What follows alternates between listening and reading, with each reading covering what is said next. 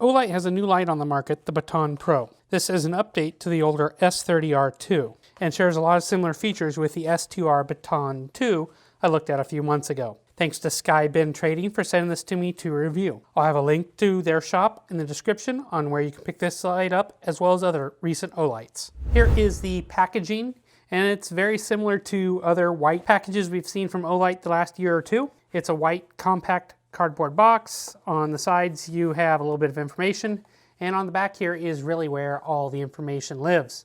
You get details and features of the lights.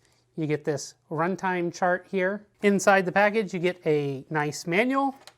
You get the MCC 1A charger. You get a lanyard here, and then you get the flashlight as well as the included 3500 milliamp hour Olight battery. And one other accessory you get here is this brown felt bag. This is a really nice bag, and it's nice to keep your light and your charging cables and other little odds and ends in this bag. It's a nice little accessory Olight includes. So if you've seen my review here of the S2R2, the Baton Pro is very similar in appearances. You can see that, and I'll talk more about that here in a minute. But it's made from aluminum and anodized a semi-gloss black, and starting at the tail here, you see that recharging port that is magnetic, and this is quite strong. If I grab my camera mount here, you can see it holds onto it really well. This is strong enough where it'll hold the light in a horizontal position or a vertical position, no problem. You can see it's a one-piece design here with the tail and the body being all one piece, and this milling texture on the body is really nice. It's kind of like little pyramids that are then have the tops taken off. It's aggressive, but isn't so aggressive it's going to rip up your clothes. The head here is different. You've got similar markings here, just Olight and S2 or Baton Pro on this side.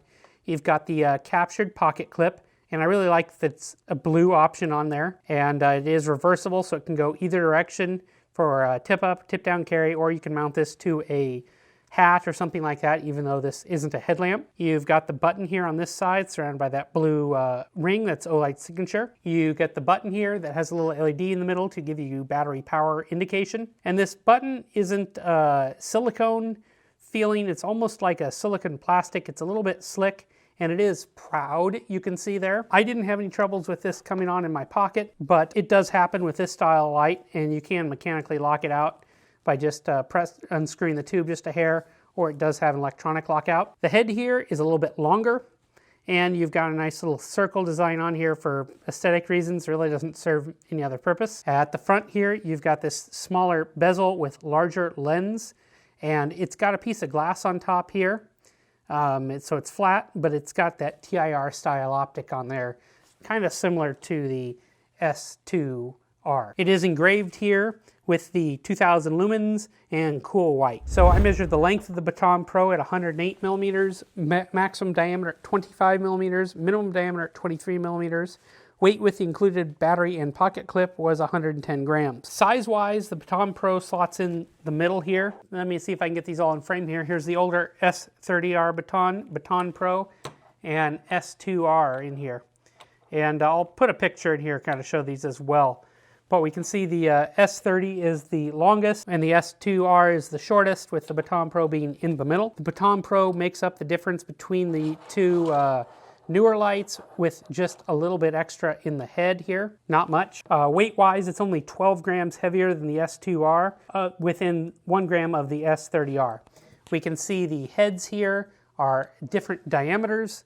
On the left is the S2R, and on the right is the Baton Pro. Olight doesn't specify the LED that's being used here in the light officially, only that it's cool white. The tint's pretty cool white, but it's similar to my S2R Baton, and that's using the SST40. My guess is it's the same LED, but I can't be for sure. Not naming the LED is a shame, in my opinion, for a light in this price category from a big player in the market. This gives them production flexibility, but isn't good news for enthusiasts, in my opinion. The beam pattern with the optic has a hot center. It's got a hot center and then spills out. It's a gradual spill. It's more so than the TIR in my S2R, which is much more spotty. The new optic does seem to introduce some distortion, mainly in the tint, whereas the S2R is a harder cutoff, as I said. Officially, output is listed as the following. Turbo is 2000 lumens with step down to 600. High is 600 lumens, medium is 120, low is 30 lumens, and moonlight is 5.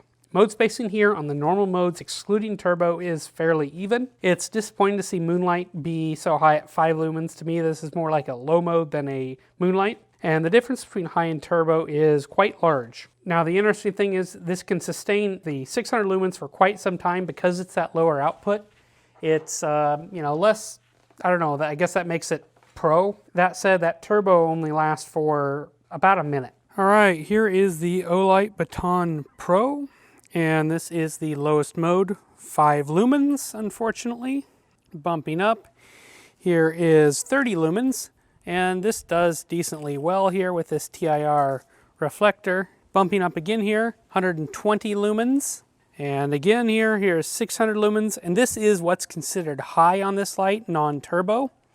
It's a little disappointing. It sustains this for quite some time, but 600 lumens. And here is top mode, 2000 lumens, and this is considered turbo. We can see it throws decently well for its size. It's not a thrower, but it's less of a flood than better than what we saw from the S2R Baton 2. So on the right here is the S2R Baton 2, and here is the Baton Pro. We can see the Baton 2 is a wider light, cooler, and it is more of a flood. Whereas the Baton Pro throws a little bit better, and it got a little bit hotter beam. It's a little bit yellower, maybe greener. They don't specify the LED being used here, so it's kind of hard to say. And here's the S30R.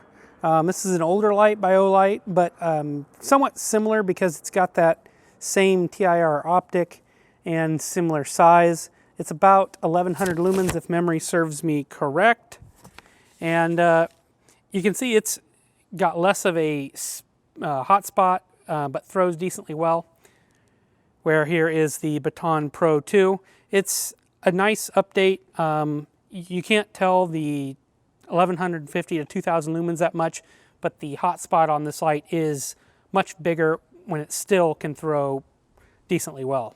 Runtime in turbo mode, the Baton Pro only lasts for 1 minute before stepping down to 60% relative output, around 600 lumens for 15 minutes, and at that point medium mode is the bulk of the light's runtime here at 150 minutes before stepping down one more time for another 40 minutes or so. Total runtime is just shy of 200 minutes. Total runtime here is pretty good for a single emitter 18650 light. You got to remember that majority of that output time is significantly below the advertised max of the light here of 2000 lumens. All in all, that short runtime of 2000 lumens is a little disappointing. The UI on the Baton Pro is pretty standard Olight UI that you've come to know and that I quite like. One single click on turns it on. If you long press, it'll cycle through your modes. It's a soft cycle, it's not a hard cycle. Same for on and off, which is nice. Double click for turbo, triple click for strobe. Really a nice UI, very simple to use for people of all ages. The light does have memory mode as well for the normal modes, but not for turbo. Lockout can be accomplished when the light's off by pressing and holding that switch for 2 seconds until Moonlight mode comes on and then immediately shuts off. If you press the button when it's locked out, you get a red LED indicator there. To exit lockout, you just press for 1 second until the Moonlight mode stays on. Personally, while that's not hard, it's just easier to give this light a little twist of the body, breaks electrical contact, and much easier and quicker to turn on and off. The light features timer modes as well, which you can find in the manual to know how to configure if you wish. Charging is done here with the same MCC 1A charger that we saw on the Baton Pro 2. Its edges here are lightly chamfered, but it looks just like the other magnetic chargers we've seen from Olights. It can now charge at an advertised of 1 amp. And max charging time from a completely empty battery to charged was 4 hours and 41 minutes, and terminating voltage was about 4.18 volts. Maximum charge rate I saw was 0.8 amp. I'd like to see a little bit higher than 1 amp charge on their updated charger here. 1 amp or below 1 amp like I'm seeing here is pretty old school. This is a higher capacity battery. It can handle speeds of 1.5 amps pretty safely. That said, this is very safe charger and it's so easy to use. You just magnetically snap it on. The light here goes red when charging and green when charged.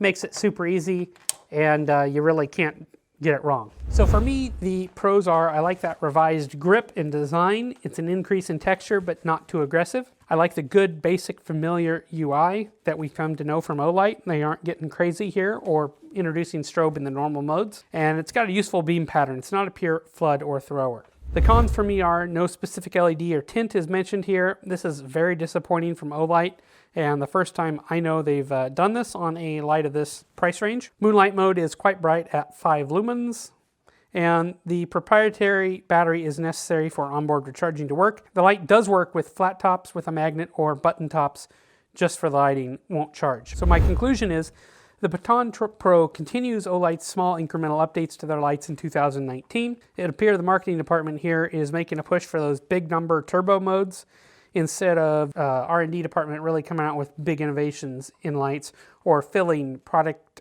holes in their lines, such as a lantern or a bike light. That said, this light has some good features. I like the texture on the body, the small speed improvement in the charging system. It puts out quite a bit of light for its small size, and it's a good quality beam pattern. It's disappointing they don't say exactly what LED is being used here, or give a tint data, only that it's cool white. Hopefully they won't continue this practice in future lights.